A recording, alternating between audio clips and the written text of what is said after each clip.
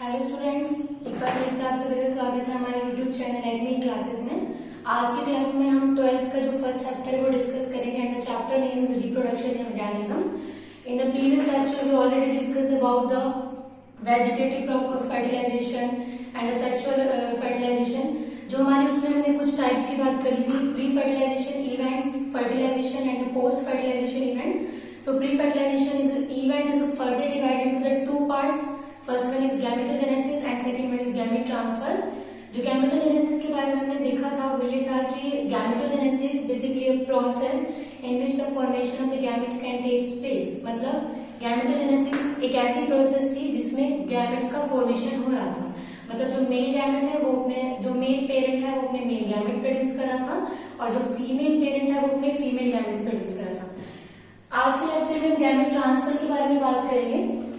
Basically देखो, gametes formation हो गई। जो गैमेट ट्रांसफर का इंट्रोडक्शन मैंने किया है, जो गैमेट ट्रांसफर है ये ना एक फिजिकल प्रोसेस है। अब गैमेट्स तो बन गए, मेल पेरेंट ने अपना वर्क किया और मेल गैमेट बनाया, फीमेल पेरेंट ने अपना प्रोसेस किया और उसने फीमेल गैमेट बनाया। अब फर्टिलाइज होने के लिए जो गैमेट्स है, या तो मेल गैमेट को फीमेल गैमेट के पास या फिर फीमेल गैमेट को मेल गैमेट के पास आना पड़ेगा फर्टिलाइज होने के लिए। तो कैसा हुआ, एक physical process, just only the contact. इसमें वो फर्टिलाइज नहीं करेंगे आपस में।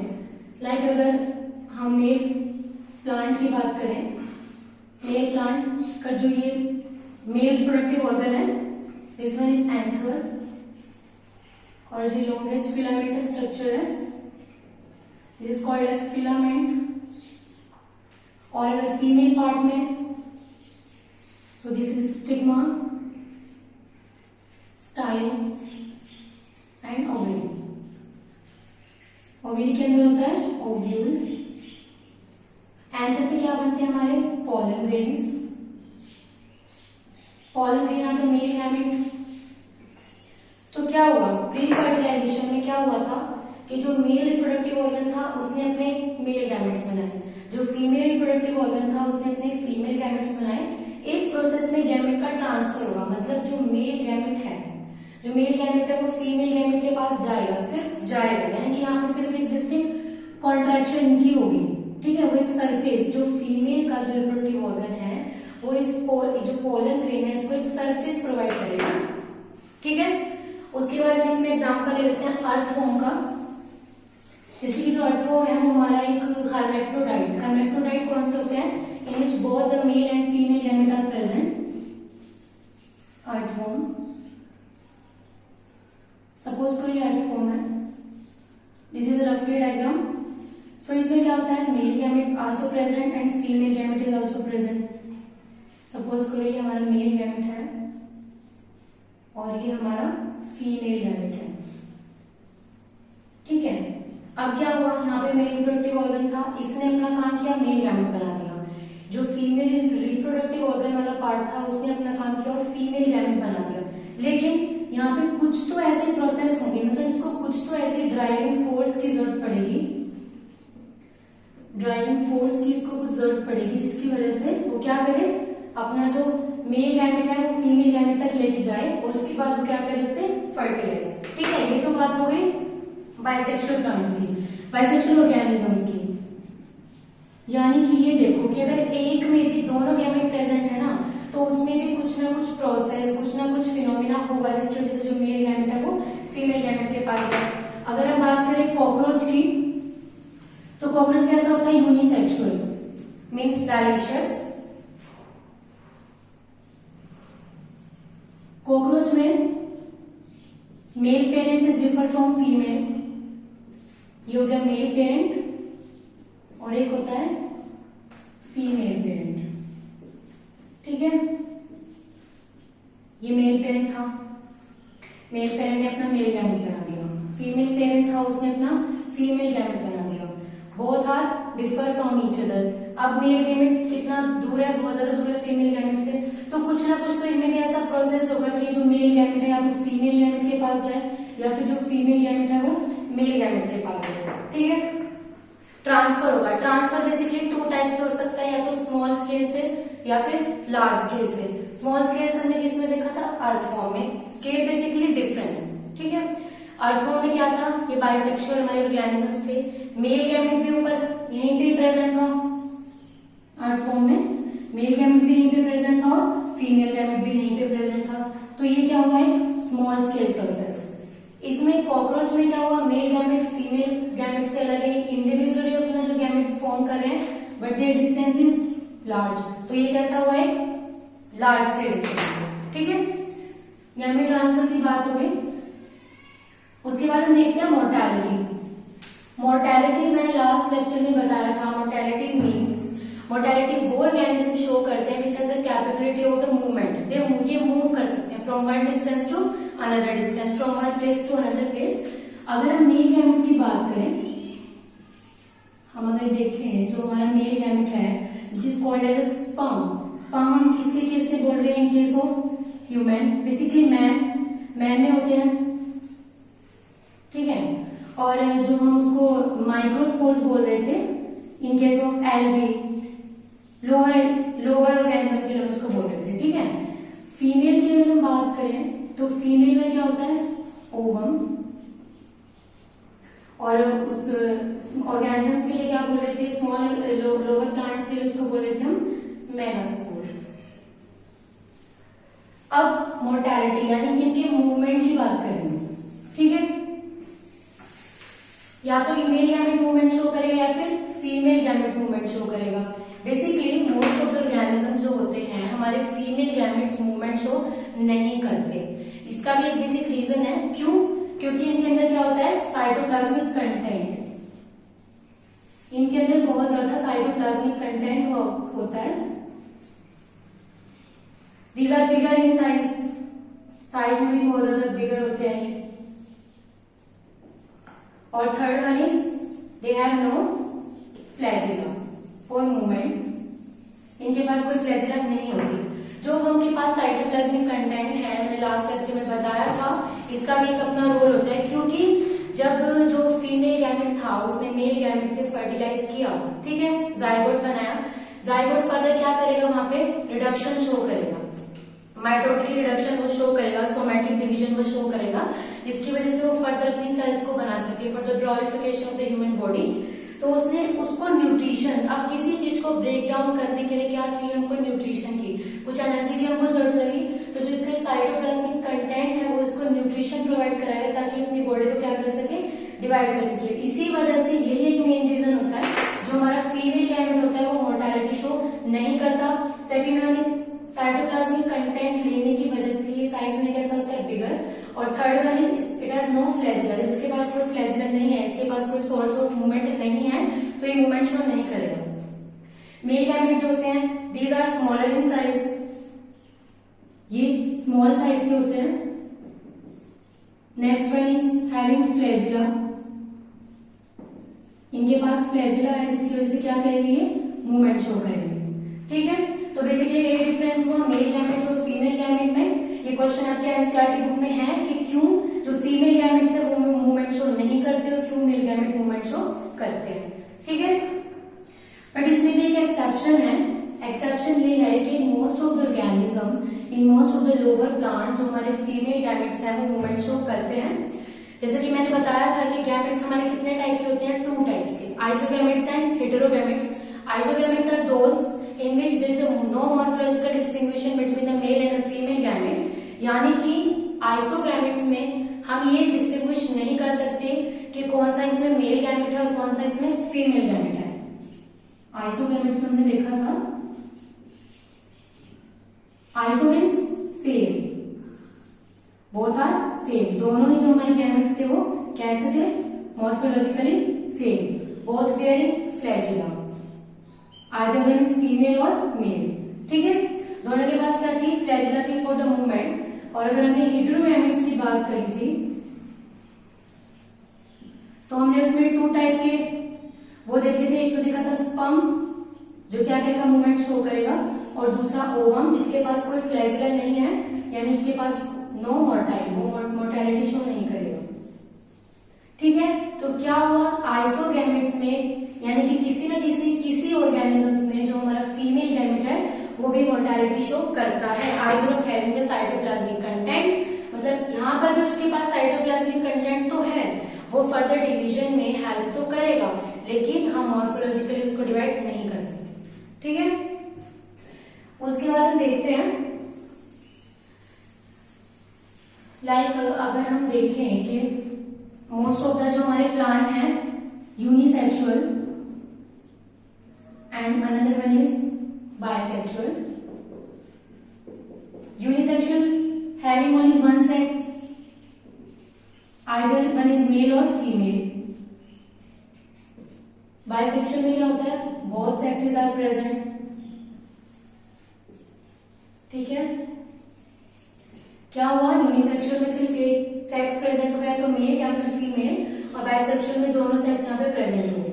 जो यूनिसेक्सुअल है, मान लो कोई हमारा प्लांट है, हम अगर ये प्लांट का ये फ्लावर है इसकी बात करें, ठीक है, ये हमारा प्लांट है, यहाँ पे तो उसका मेल पार्ट प्रेजेंट है, यहाँ पे वो फीमेल है। यूनिसेक्सुअल मतलब वो इंडिविजुअली शो कर रहा है, जो फीमेल पार्ट है वो यहाँ पे और मेल का है यहाँ पे। ठीक है, तो अब इसको यहाँ तक आने में क्या लगेगा, बहुत ज्यादा सोर्स, किसी ना किसी ड्राइविंग सोर्स की इसको जरूरत पड़ेगी। और वो जो प्रोसेस, वो जो फिनोमेना होता है जिसकी वजह से हम मेल गैमेट को फीमेल गैमेट तक लेके जाएंगे, उस प्रोसेस को बोलते हैं हम pollination. Pollination is basically a phenomena in which the transfer of the gametes takes place from anther to the stigma. Basically, a process in which transfer of gametes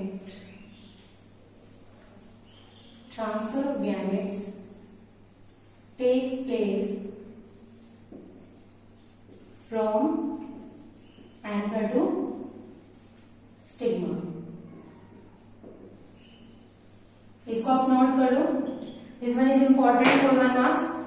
1 marks में कभी न कभी जो हमारी जो डेफिनेशन है पूछ ली जाती है, तो यूनिसेक्सुअल प्लांट में जिसमें कि एक इंडिविजुअली वो तो फीमेल गैमेट बना रहा है, वो इंडिविजुअली मेल गैमेट बना रहा है, तो मेल गैमेट तो वो यहाँ तक आने के लिए जो प्रोसेस है, जो वो फिनोमिना है, उसको बोलते हैं पॉलिनेशन। इसमें जो मेल गैमेट का ट्रांसफर होगा from anther to the stigma. Anther to stigma क्यों? क्योंकि एंथर क्या है हमारा, जो वो मेल रिप्रोडक्टिव पार्ट है, ये क्या है हमारा male reproductive part, and stigma is female reproductive part. ठीक है, तो एंथर से stigma, transfer of the male gamete from anther to stigma, जब भी तो जाके वो उसको सरफेस प्रोवाइड कराएगी।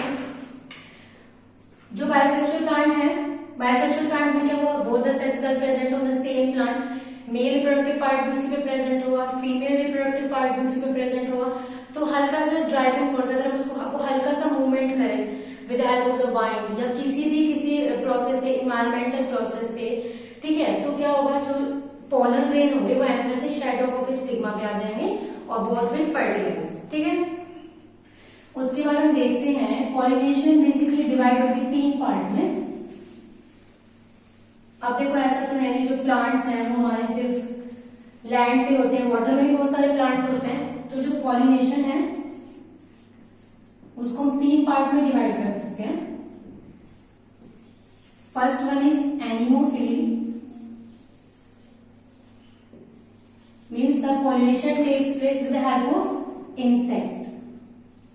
इसमें इंसेक्ट की वजह से पॉलिनेशन होगा। Second one is hydrophily, by the help of water, and third one is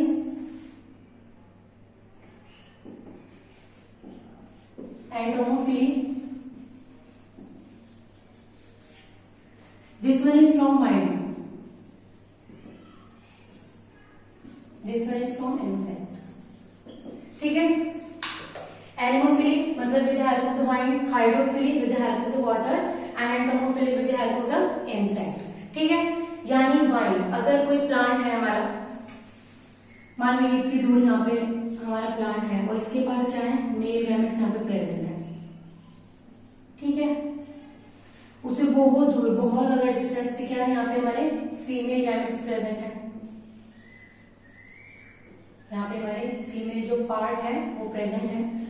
अब क्या हुआ, इधर से अगर वाइंड फ्लो होती आ रही है, ये क्या करेंगे, यहाँ से जो पोलन ग्रेन है यहाँ से क्या करेंगे, ब्लोज आउट यानी उड़ना शुरू करेंगे। ठीक है, वो हवा के जरिए ऐसे ऐसे उड़ना शुरू करेंगे। जरूरी नहीं है कि वो इसी प्लांट पे आए, यहाँ पे हो सकता है बहुत सारे और भी नीचे बहुत सारे ऐसे प्लांट हो, तो वो कुछ उड़ के क्या आ जाएंगे, यहाँ पे भी आ जाएंगे। ठीक है, जो भी जिस भी सरफेस पे जिस भी फीमेल रिप्रोडक्टिव पार्ट पे आके ये पोलन ग्रेन अटैच होंगे, स्टिग्मा से उसके अटैच होंगे, वो वहीं पे फर्टिलाइज करना शुरू कर देगा। ठीक है, ये तो बात हुई वाइंड की। अगर हम उसके बाद देखिए with the help of hydrophily, hydrophily, hydro means क्या होता है, वाटर, लाइक वाटर, ये वाटर प्लांट है। ठीक है, पानी के अंदर है, तो with the help of the water, जैसे जैसे वाटर का फ्लो होगा ना, जैसे जैसे वाटर का मूवमेंट होगा, उसी की वजह से जो मेल गैमेट है वो हमारा फीमेल गैमेट तक जा पाएगा। अब क्या होता है, जो वाटर में जो हमारे मेल गैमेट्स होते हैं उसके पास क्या होता है ना, एक वैक्सी कोटिंग होती है, एक वैक्सी कोटिंग होती है, जिसकी वजह से जो वाटर है ना वो ज्यादा उसको फोर्स नहीं प्रोवाइड कर पाती। ठीक है, वाटर उस पर ज्यादा फोर्स नहीं लगाएगी, वो वाटर को रेजिस्ट कर सकते हैं। ये जो वैक्सी कोटिंग है इसके पास एबिलिटी है कि ये जो वाटर है उस पर ड्राइविंग फोर्स लगा सके। ठीक है, और ये फर्दर यहाँ पे मूवमेंट करेगा। उसके बाद हम देखते हैं एंटोमोफिली। जो हमारा एंटोमोफिली है ये most important type of pollination है, क्योंकि इसमें ना बहुत ज्यादा चांसेस होते हैं पॉलिनेशन होने के। आपको ये सनफ्लावर था, ठीक है, उस पे क्या हुआ, जो आपको पता है हमारे इंसेक्ट क्या करते हैं, उसका जो अंदर का जो फ्लावर का जो रस होता है उसको अपने लेके चले जाएंगे। ठीक है, और क्या होगा उसके साथ उसके साथ पोलन ग्रेन में चले जाएंगे, या तो उसके बॉडी पार्ट से अटैच होके किसी भी वे ऑफ सोर्स से, फिर वो दूसरे प्लांट पे जब जाके बैठेगा, दूसरे प्लांट पे जब वो जाएगा तो जो उसके पोलन ग्रेन थे वो दूसरे प्लांट पे चले गए। ये कोई इंसेक्ट था, ठीक है, इस वाले फ्लावर पे वो आके बैठ गया, उसने इसका नेक्टर यहाँ से लिया, नेक्टर के जरिए क्या हुआ, उसके पास जो बहुत सारे मेल गैमेट्स थे, जो पोलन ग्रेन थे वो भी आ गए। अब वो यहाँ पे आ गया दूसरे वाले प्लांट के पास, उसने अपने जितने भी मेल गैमेट थे वहां पे रिलीज आउट कर दिए। क्या पता उसके बीक में, उसके माउथ के सोर्स की वजह से, उसके पैर से अटैच हो गए, कैसे भी उसके विंग्स की वजह से जो पोलन ग्रेन है वो यहाँ पे आ गए, और यहाँ पे क्या हुआ, फर्टिलाइजेशन स्टार्ट हो जाएगा। ठीक है, उसके बाद हम देखते हैं जो हमारा स्टिग्मा, जो हमारा फीमेल पार्ट है, मैंने लास्ट टाइम में बताया था 3 पार्ट में फर्दर डिवाइड होता है, stigma, style and ovary. Stigma के पास एबिलिटी होती है रिजेक्शन की। ऐसा नहीं है कि कोई भी पोलन ग्रेन आया, इस पे आके ट्रैप हुआ और उसने फर्दर क्या करी, पॉलिनेशन स्टार्ट कर दी, वो स्टिग्मा यानी स्टाइल के जरिए वो नीचे आया और यहाँ पे ओव्यूल से फर्टिलाइज करेगा, तो वो ऐसा नहीं करेगा।